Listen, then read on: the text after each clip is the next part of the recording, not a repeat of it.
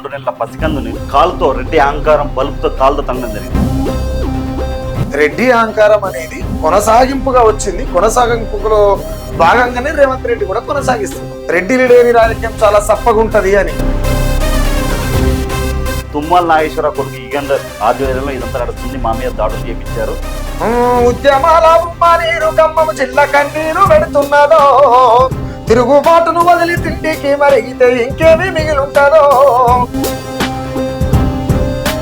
Ladies మహిళలు స్నానాలు చేస్తున్న డ్రోన్ కెమెరాలు పెట్టి రికార్డ్ చేశారని చెప్పి కూడా అక్కడ చాలా మంది బాధితులు ఆందోళన చెందారు.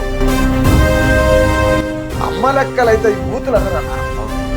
అది డిక్షనరీలో తెలుగు డిక్షనరీ ఓపెన్ చేసి చూస్తే కూడా తుమ్మలది చరిత్ర, పొంగులేటి చరిత్ర, బట్టి విక్రమార్క చరిత్ర. ఖమ్మంకి మేము వెళ్తుంటే జర్నలిస్టులను కూడా మధ్యలో ఆపి అక్రమ అరెస్టులు చేయడం జరిగింది.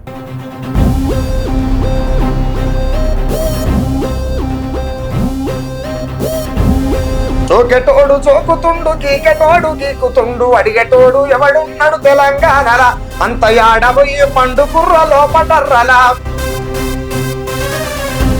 అర్థం దొరకదు, అది ఏడ దొరకదు.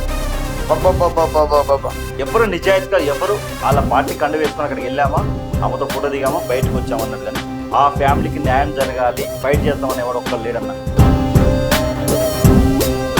దురహంకారం అనేది ఇలా పుట్టింది కాదు, ఇలా పోయేది కాదు.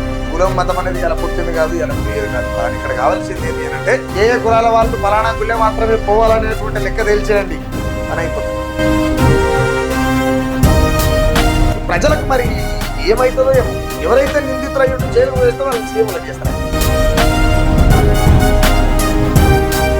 ఏదైతే మూసీ సుందరీకరణ అని చెప్పి దగ్గర 500 కుటుంబాలని కూలగొట్టి అక్కడ గాంధీ గారి విగ్రహాన్ని పెడతామని చెప్పి రేవంత్ రెడ్డి గారు మాట్లాడారు. పరమచండాలమైన మాట. గాంధీ బొమ్మ ఉన్నటువంటి గాంధీ హాస్పిటల్లో గాంధీ బొమ్మ మాత్రమే ఆరోగ్యం. సరుకారు దవకానా పేరుకైతే పెద్దది, ఎంతో ముద్దుగుంటది, దవకానకు పోతే ఉన్న రోగం ఎక్కువైతది.